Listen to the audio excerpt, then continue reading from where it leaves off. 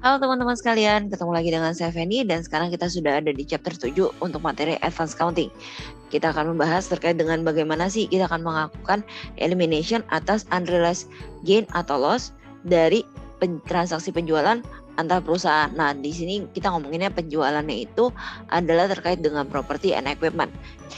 Di sini kita akan ngomongin terkait dengan gimana sih ketika parent dan subsidiary itu mereka punya transaksi jual beli, tapi jual belinya ini bukan inventory. Karena terkait dengan inventory kita sudah bahas di chapter 6. Oke. Nah, sekarang kita akan lebih membicarakan terkait dengan bagaimana sih kita akan melakukan pembukuan, melakukan eliminasi jika parent dan subsidiary melakukan transaksi penjualan tapi berupa property atau equipment, property, plant and equipment. Ya, di sini kita akan ngomongin bagaimana ketika dia terjadi jual beli land, di mana land ini dianggap sebagai non-depreciable asset, dan nanti kita juga akan membicarakan terkait dengan bagaimana sih kalau misalnya kita melihat adanya transaksi jual beli antara parent dan subsidiary tapi dia depreciable asset, ya misalnya mesin, equipment dan lain sebagainya. Nah, di part 1 ini kita akan lebih membicarakan terkait dengan non-depreciable asset dulu, supaya kalian paham dulu nih yang mudahnya seperti apa, karena nanti ketika kita udah melibatkan yang namanya depreciation akan sedikit lebih complicated, bukan berarti rumit ya, agak sedikit lebih banyak aja variasinya gitu ya. Oke, jadi di sini mungkin beberapa poin dulu yang harus kita bahas terkait dengan yang namanya istilah-istilah dan juga kira-kira batasan apa aja sih yang harus dilakukan ketika kita melakukan eliminasi atas transaksi antar perusahaan. Yang pertama, kita membicarakan terkait dengan consolidate entity. Nah, ini sebenarnya di part sebelumnya, di chapter 6, materi sebelumnya yaitu adalah terkait dengan eliminasi penjualan atas inventory. Ini udah pernah dibicarakan juga terkait dengan consolidate entity. Consolidate entity itu adalah seluruh perusahaan di dalam satu konsolidasi. Ada parent, ada subsidiary 1, ada subsidiary 2, di mana mereka ini akan disebut sebagai consolidate entity. Jadi, apapun transaksi di dalam perusahaan consolidate entity ini tidak boleh melibatkan gain atau loss. Ya, jadi anggapannya kalau misalnya pengakuan gain atau loss itu hanya terjadi ketika penjualan kepada pihak ketiga. Ya, bukan di antara mereka pastinya. Nah, itu yang poin kedua, itu adalah terkait dengan gain atau loss yang akan dihasilkan dari transaksi penjualan antar perusahaan dalam consolidated entity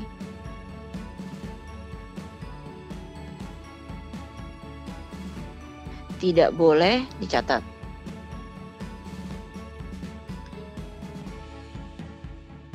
Atau harus dieliminasi. Ya, nah mungkin ini bisa jadi catatan kalian ya. Penjualannya apa sih?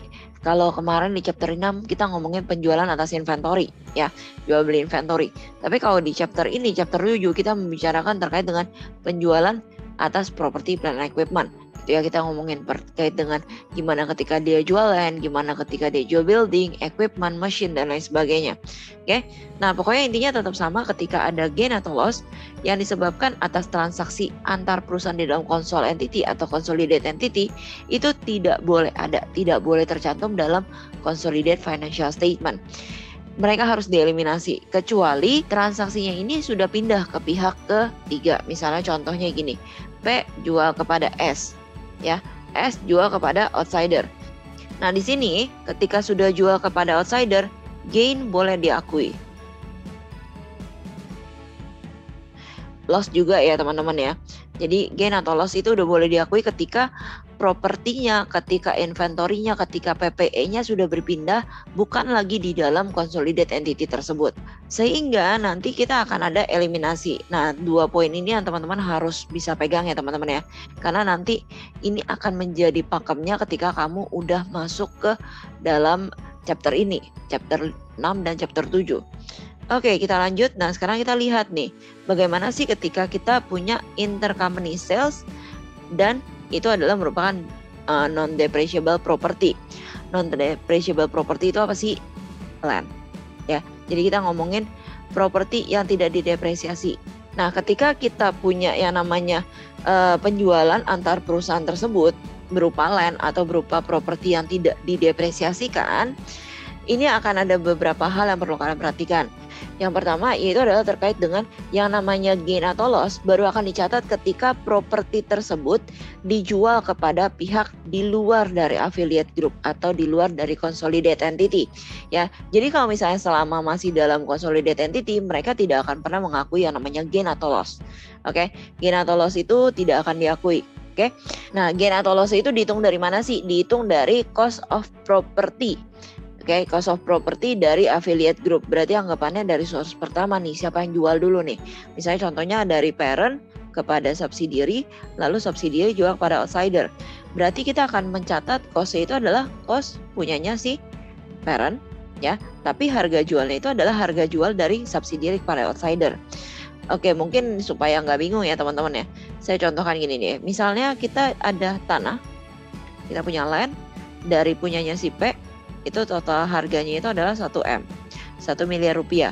Lalu si P ini jual kepada S di harga 1 miliar 500 juta, 1,5 M dijual kepada S. Lalu S jual lagi kepada outsider sebesar 2 M. Ini kita ngambil angka-angka yang gampang-gampang dilihat aja ya teman-teman ya. Nah, costnya itu akan dicatat sebagai 1 M. Cost dari source pertama di dalam consolidated entity tersebut, bukan S ya. S itu adalah source kedua. Oke.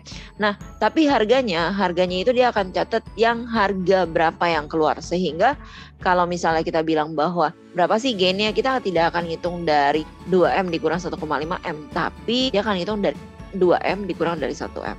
Oke. Jadi maksudnya ini costnya dan ini harga jualnya. Ya. Nah, gainnya itu 1 M. Oke. Kayak ini gain. Ya.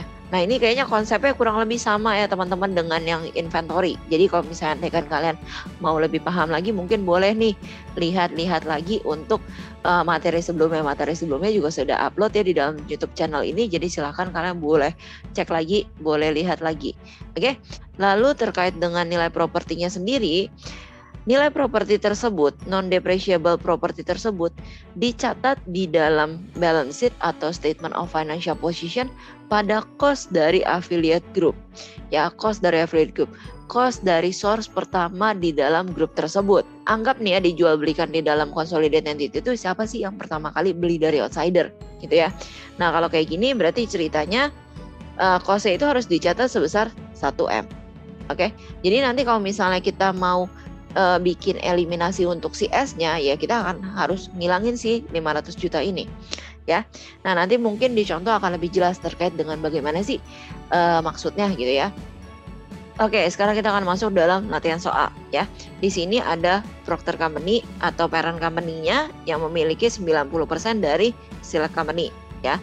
Pada tanggal 1 Januari 2014 di mana si Select Company ini jual tanah kepada Procter Company, berarti upstream ya, karena si subsidiary jual kepada parent.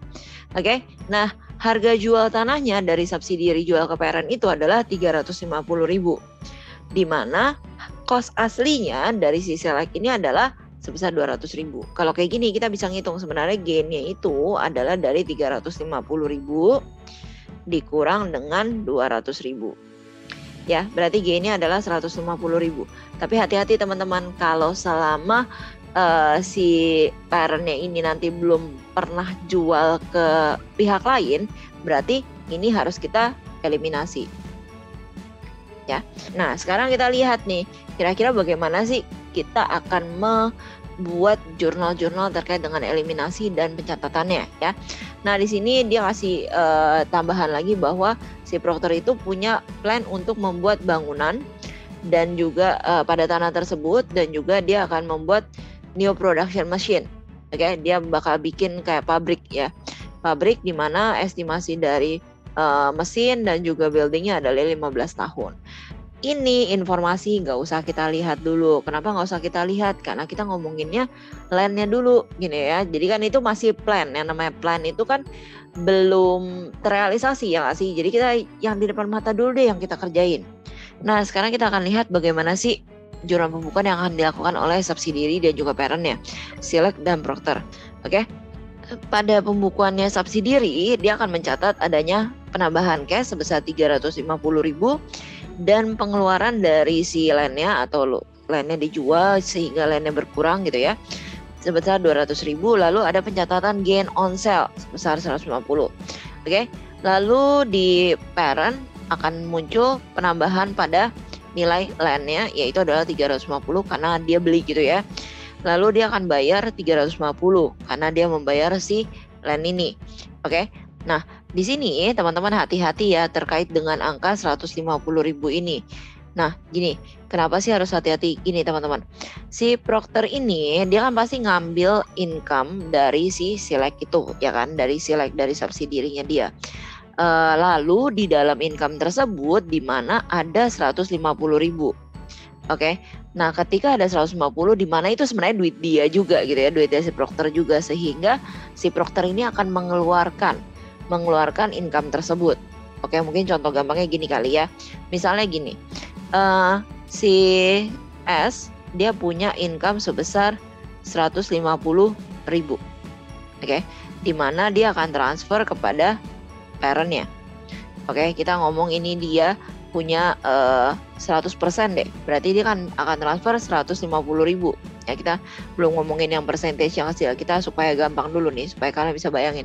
Ternyata si 150.000 ini sudah termasuk 50.000 gain yang terjadi atas transaksi antara si subsidiary dengan parentnya sendiri.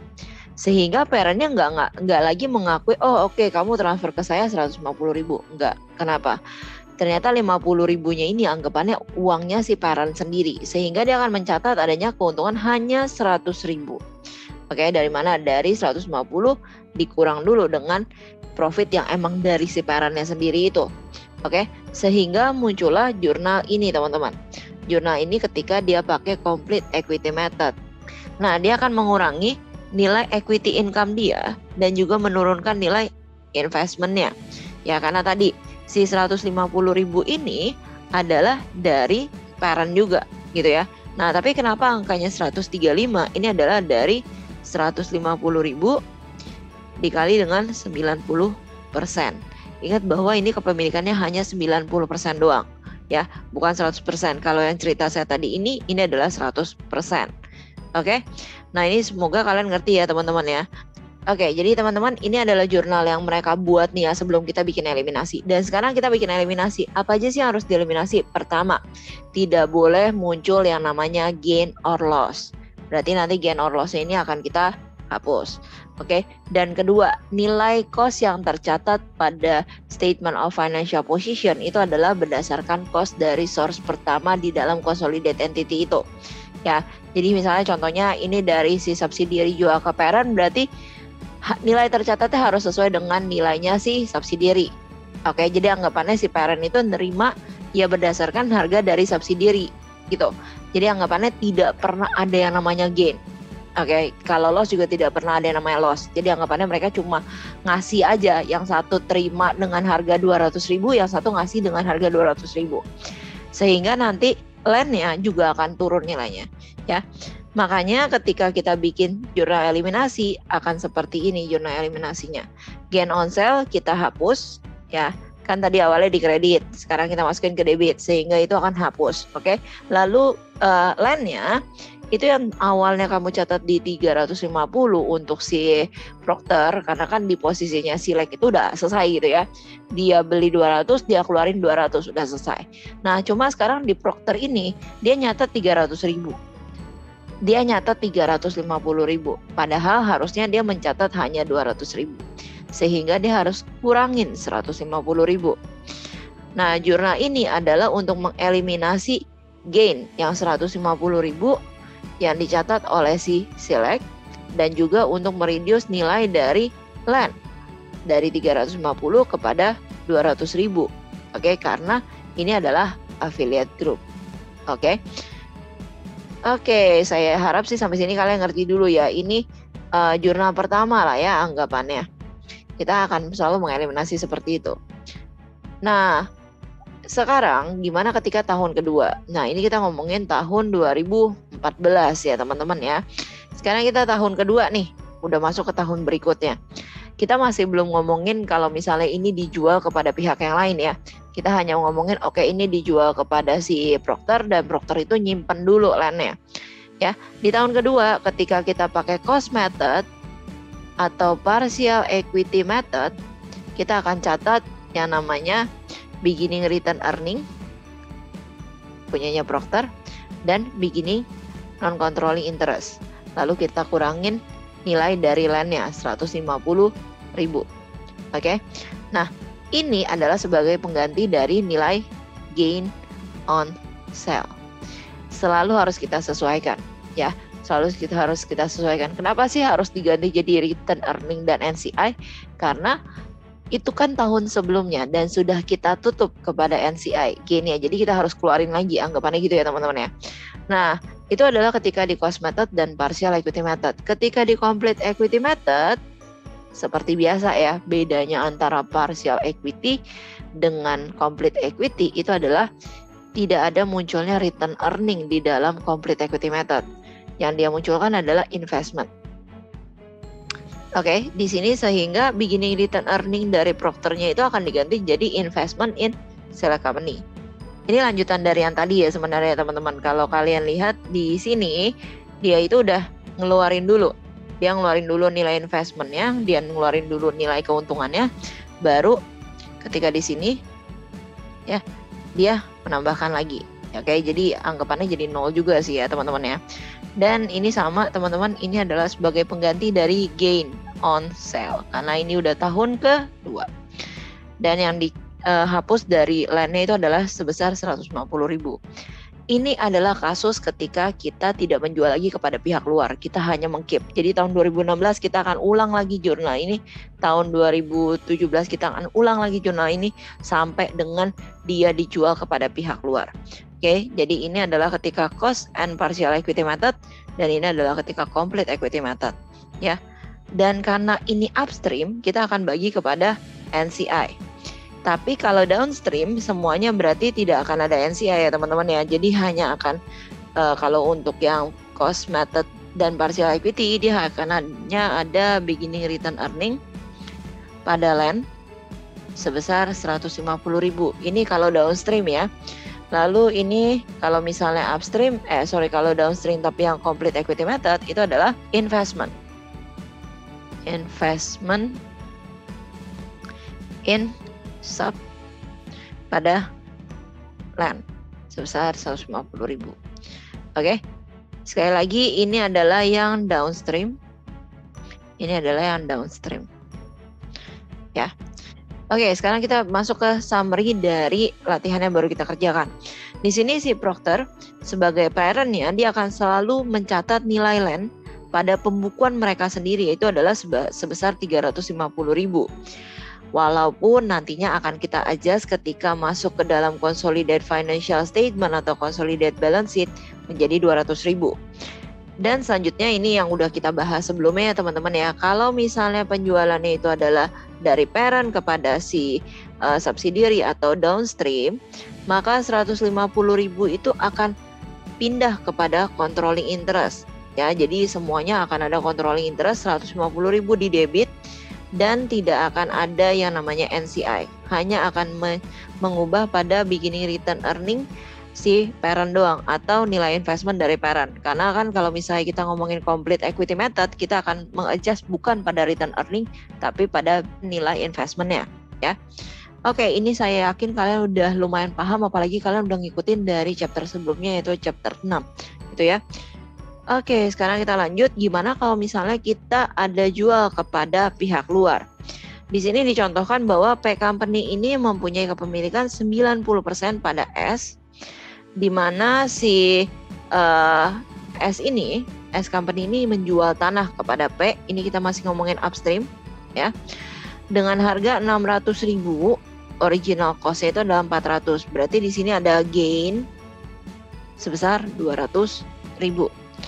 Lalu dibilang pada tanggal 1 Januari 2016, ini kan 2015 ya.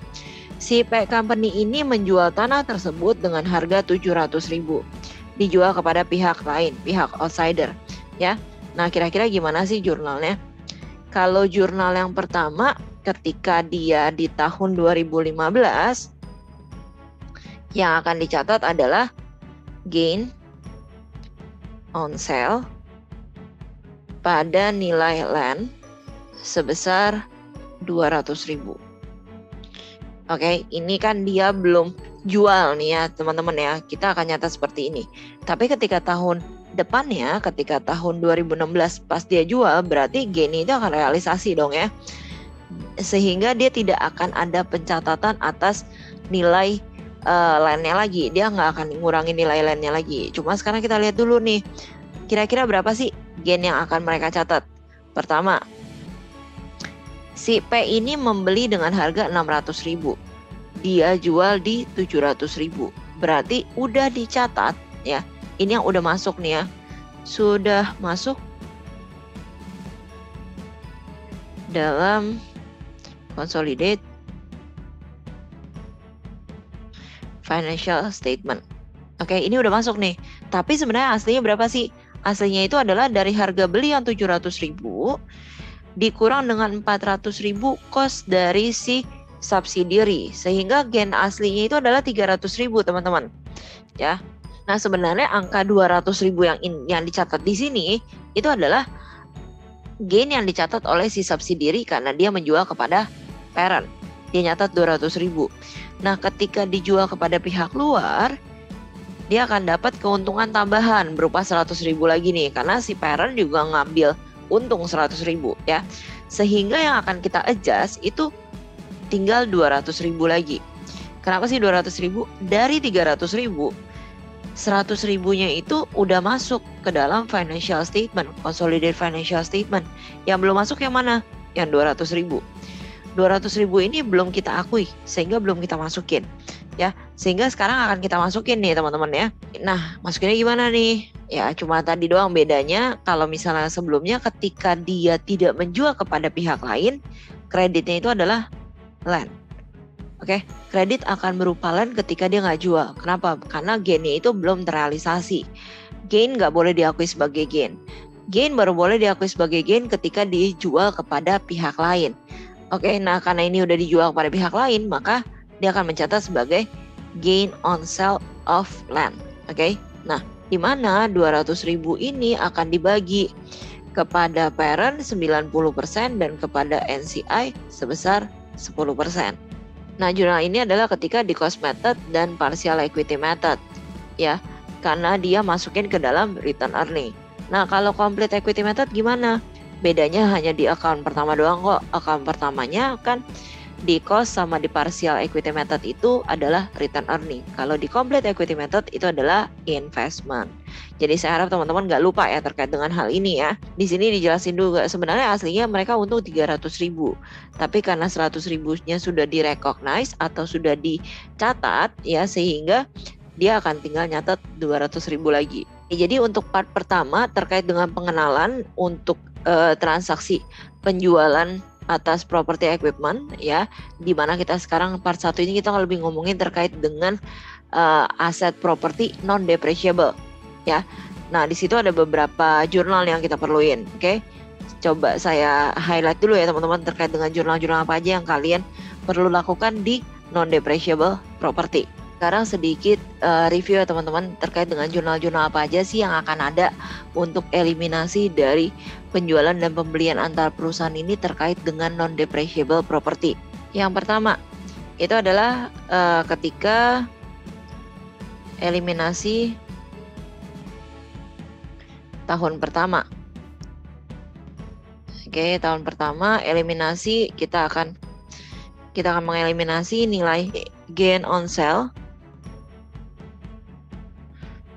of land pada nilai land-nya. Ya, ini senilai dari unrealized profit-nya. Unrealized profit yang mana sih?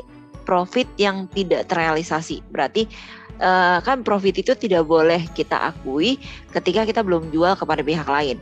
Nah, berarti kita akan menganggap profit itu unrealized atau profit itu tidak terrealisasi. Kalau realisasi kan berarti udah kita jual nih kepada pihak lain ya. Nah, ini adalah ketika tahun pertama kita akan mencatat sebagai unrealized profit. Tadi juga kita udah ngomongin berapa profitnya ya di dua contoh yang tadi.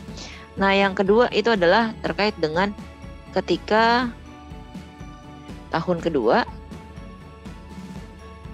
tapi masih kita keep, tapi belum terjual. Oke, ketika belum terjual, ini adalah cost method.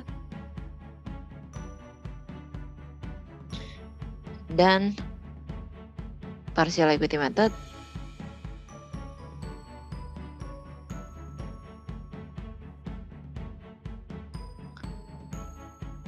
Nah, itu jurnalnya adalah beginning return earning. Beginning return earning punyanya si P ya, si parent, lalu NCI ya, dan nilai land-nya. Oke, ini dalam kasus land-nya itu adalah berupa unrealized profit.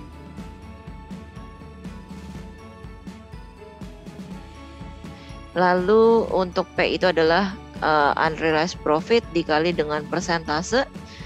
Persentasenya si P, di sini juga unrealized profit dikali dengan persentasenya si NCI.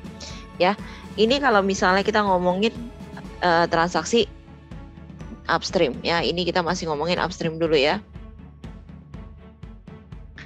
Oke, kalau misalnya andaikan complete equity method gimana?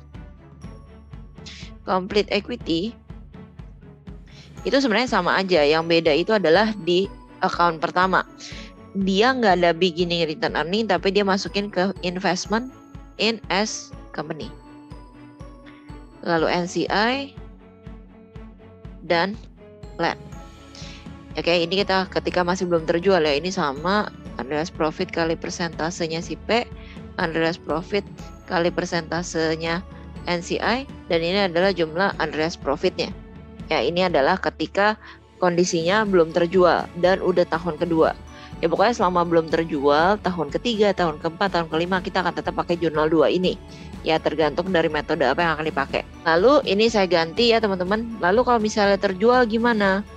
Kalau misalnya terjual, pasti terjualnya di tahun kedua dong ya. Nggak mungkin di tahun pertama. Karena kalau misalnya tahun pertama terjual, kita udah nggak harus nyatet lagi si nilai gain dan si land-nya ini. Karena udah habis gitu ya. Oke. Nah, ketika tahun keduanya itu terjual gimana? Kita tinggal ganti doang nih. Land-nya udah nggak ada lagi. Ya, jadi kita akan ganti gain on sale of land. Oke, gain on sale of land. Oke, ini adalah ketika dia terjual di tahun kedua atau di tahun ketiga atau seterusnya. Ya dimanapun itu posisinya. Nah, kenapa sih kita cuma langsung nyatet kayak gini aja? Karena ini land, tidak ada hubungannya sama depreciation. Nanti akan lebih sedikit complicated ketika kita sudah ngomongin terkait dengan depreciable asset ya. Oke, kita lanjut dulu. Nah, sekarang mungkin coba saya akali lagi ya, saya hapus lagi terkait dengan gimana ketika ini adalah downstream. Oke. Kalau misalnya downstream, berarti tidak akan ada NCI. Nggak ada NCI untuk ketiga metode ini. Lalu nilai beginning return earning dan investment-nya itu adalah senilai dari unrealized profit-nya. Oke, gampang ya teman-teman ya. Jadi ini adalah jurnalnya. Jadi ada beberapa modifikasi tadi, silahkan kalian coba simak lagi dan coba kalian pelajari ya. Nah, untuk part pertama kita ngomongin terkait dengan non depreciable property itu udah selesai ya teman-teman ya. Jadi nanti part kedua kita akan ngomongin bagaimana ketika kita berhubungan, ketika kita berhadapan dengan yang namanya unrealized profit tapi di depreciable asset. Oke, kita ngomongin depreciable asset.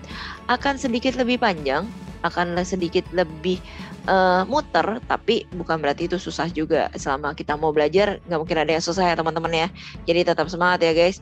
Oke, kalau kayak gitu, thank you teman-teman untuk attention-nya, and see you next part. Bye-bye.